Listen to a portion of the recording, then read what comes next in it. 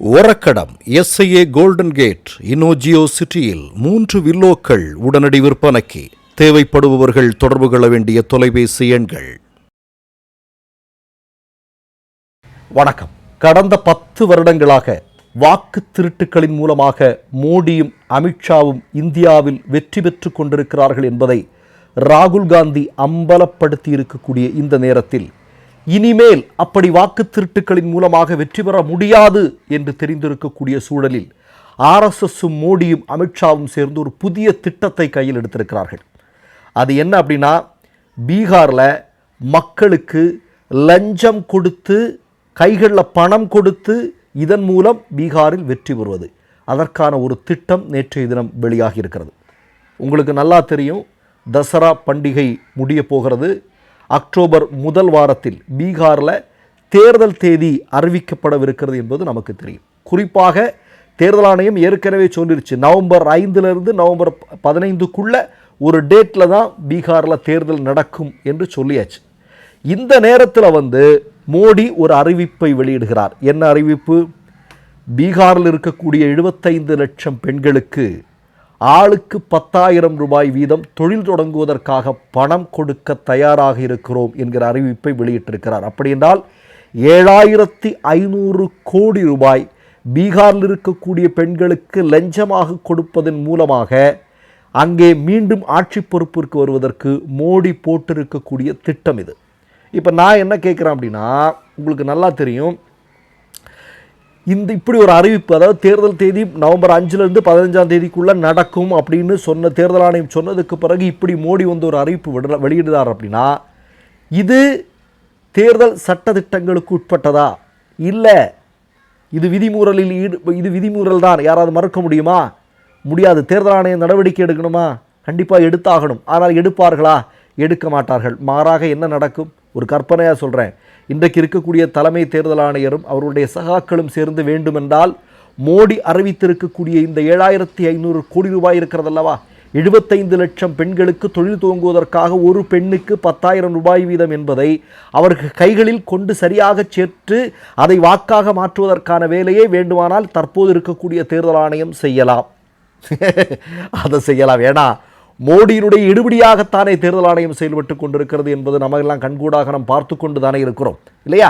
அதை வேண்டுமானால் அவர்கள் செய்யலாம். ஆனால் நான் மோடியை பார்த்து, அமித்ஷாவை பார்த்து, ஆர்எஸ்எஸ்ஸை பார்த்து கேட்கிறேன், பெண்களுக்காக 10,000 ரூபாய் கொடுக்குறேன்னு பீகாரில் போய் வடை சுடுறீங்க இல்லையா?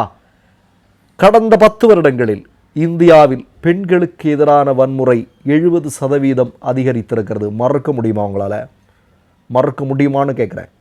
முடியாது. பெண்கள் உங்கள் ஆட்சி காலத்தில் பாதுகாப்பில்லை. சொல்லவா? ஆதாரங்களை சொல்லவா? எடுத்து விடவா? அப்போ ஒரு பக்கம் பெண்களுக்கு எந்த விதமான பாதுகாப்பும் இல்லை. தேர்தல் வரக்கூடிய நேரத்தில் இந்த மாதிரியான வடை சுடுவதும் தேர்தல் விதிகளை மீறுவதும் உங்களுக்கு பழக்கமாக இருக்கிறது. ஏன்னா இப்போ நீங்கள் பயத்தின் உச்சகட்டத்தில் இருக்கிறீர்கள். காரணம், பழைய காலங்களில் வெற்றி பெற்றது போன்று இந்த முறை வெற்றி பெற முடியாது. தேர்தல் ஆணையத்திற்கு ராகுல் காந்தி கிடுக்கு பிடி போட்டிருக்கிறார். கணேஷ்குமாருக்கு நல்லா தெரிஞ்சிருக்கு, எப்போதுதான் மக்கள் வீதிகளில் தெருக்களில் கூட்டமாக மிகப்பெரிய போராட்டங்களை முன்னெடுக்கப் போகிறார்களோ என்பது, இல்லையா? ஏற்கனவே ஒருத்தர் இருந்தார், அவர் எங்கே இருக்கிறார்னு இன்று வரைக்கும் தெரியல.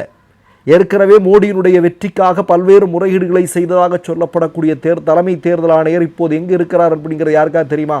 குடும்பம் சொல்லுது வீட்டில் இருக்குன்னு, இன்னொருத்தர் சொல்கிறார் வெளிநாட்டில் இருக்கார் அப்படின்னு. என்னன்னு நமக்கு தெரியல. அப்போ இப்படியெல்லாம் போய்கொண்டு இருக்கிறது, இல்லையா?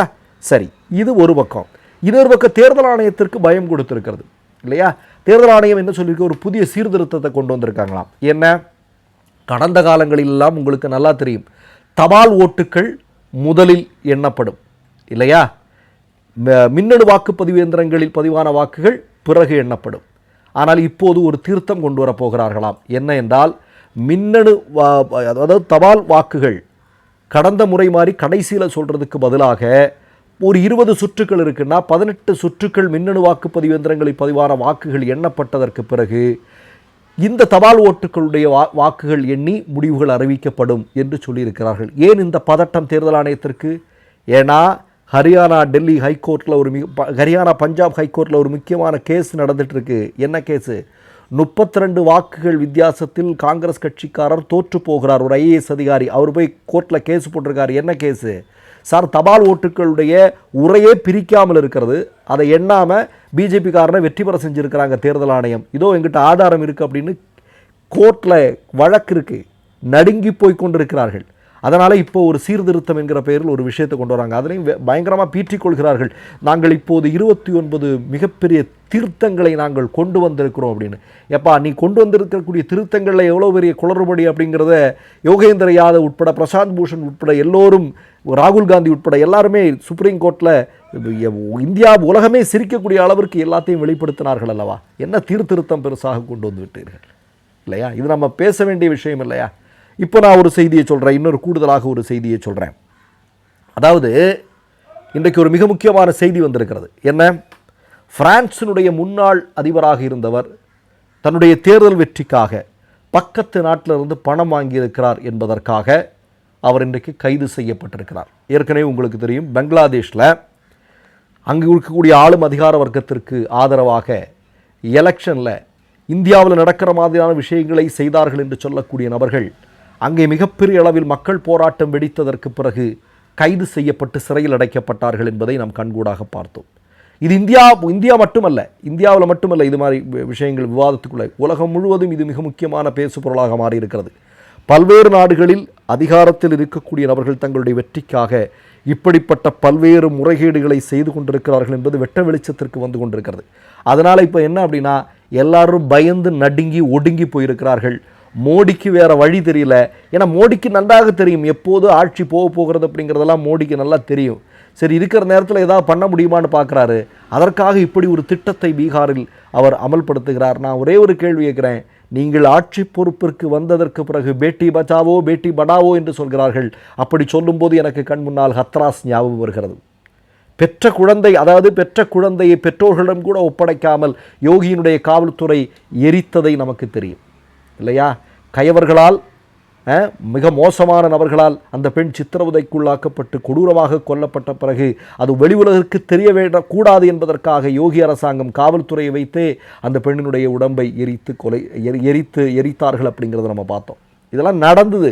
நீங்கள் பேட்டி பச்சாவோ பேட்டி படாவோ என்று சொல்லும்போது மணிப்பூரில் எங்களுடைய இந்திய சகோதரிகள் எப்படி ஓடினார்கள் பட்டப்பகலில் இல்லையா? கலவரக்காரர்கள் துரத்தி கொண்டு சென்ற காட்சி உலகமே நடுங்கி போனது. நீங்கள் எதை சொன்னாலும் நாங்கள் அதற்கு எதிர்மாறாக சிந்திப்போம். ஏனென்றால் நீங்கள் சொல்வது ஒன்று செய்வது ஒன்று என்பது கடந்த 10 வருடங்களில் நாங்கள் அனுபவித்து கொண்டிருக்கக்கூடிய விஷயம். அதனால் இந்த வடை சுடுறதெல்லாம் நிப்பாட்டி வச்சுட்டு அடுத்தது ஓய்வெடுக்கிறதுக்கு எந்த இடம் சரியாக இருக்கும் அப்படின்னு யோசிக்கிறது நல்லதுன்னு நினைக்கிறேன். மற்றொரு நிகழ்வில் சந்திப்போம். நன்றி, வணக்கம். மை நேம் இஸ் ரெட் சேனலை சப்ஸ்கிரைப் பண்ணிக்கோங்க.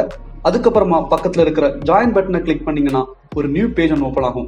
அதுலேயும் ஜாயின் பட்டனே கிளிக் பண்ணிக்கோங்க. அதில் பார்த்தீங்கன்னா credit R debit card options இருக்கு. இதில் உங்களுக்கு விசா, மாஸ்டர் கார்டு, ரிப்பே அப்படின்னு 3 ஆப்ஷன்ஸ் கொடுத்துருக்காங்க. அதில் நீங்கள் எந்த கார்டு சூஸ் பண்ணுறீங்களோ அந்த கார்டோட நம்பர் என்டர் பண்ணிக்கோங்க. அப்புறமா கார்டோட வேலிடிட்டி மந்த் அண்ட் இயரை டைப் பண்ணிக்கோங்க. அடுத்தபடியா உங்க கார்டோட பின்னால CVC கோடுன்னு சொல்லிட்டு 3 நம்பர்ஸ் கொடுத்துருப்பாங்க. அந்த நம்பர் இதில் என்டர் பண்ணிக்கோங்க. அப்புறமா அட்ரஸ் அண்ட் இன்ஃபர்மேஷன் என்டர் பண்ணிட்டு பைங்கிற பட்டனை கிளிக் பண்ணிக்கோங்க. ஒருவேளை உங்க கார்டு நம்பர் இன்வாலிட்னு காமிச்சிச்சுன்னா உங்க கார்டுல இன்டர்நேஷனல் யூசேஜை எனேபிள் பண்ணுங்க.